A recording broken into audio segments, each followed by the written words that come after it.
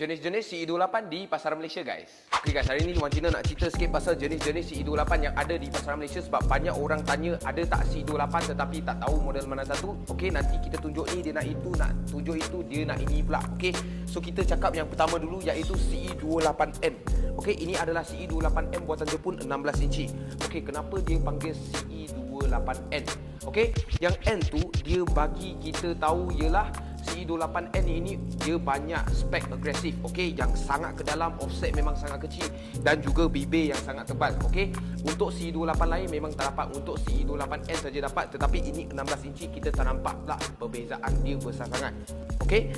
So kita bergerak kepada yang kedua iaitu CE28 Club Racer. Okey, di tangan Wan Cina ni ada ialah juga buatan Jepun CE28 Club Racer. Ini Club Racer edition pertama. Okey, kita boleh nampak dia ialah 16 inci juga. Club Racer yang pertama dia ada lining dekat tepi sini. Okey, kita boleh nampak silver lining dekat sini. Tengah ni warna banyak lah. Okey, macam atas ni kan warna merah. Okey, ini adalah special edition Dia sama juga Club Racer tapi special edition warna merah. So memang kau-kau lah dia punya apa?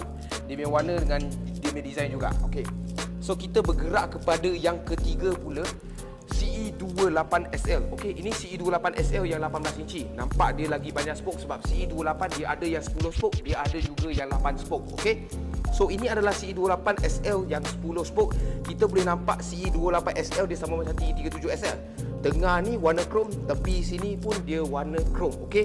Tengah sini dia kelabu lah. Tapi kalau original Japan punya code ialah pressed graphite. Okey. So kita boleh nampak sangat simple lah. Kita pun tahu CE28 macam mana, tetapi ini adalah model CE28SL. Okey. So kita bergerak kepada CE28 Club Racer kedua. Okey, ini adalah 18 inci juga.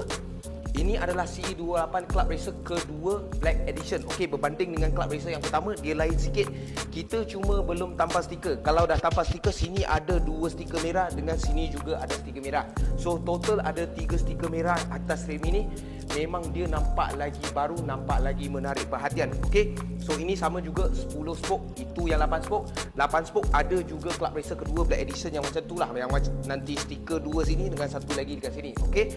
So tak banyak kita nak cakap, ini sahaja yang CE28 modelnya. Korang dah tahu ke mana satu CE28 yang korang nak? Okey, kalau korang suka berikan ini, tolong like, share dan komen kat bawah apa yang korang nak tengok saja. Macam biasa, cari Wan Cina. Thank you guys.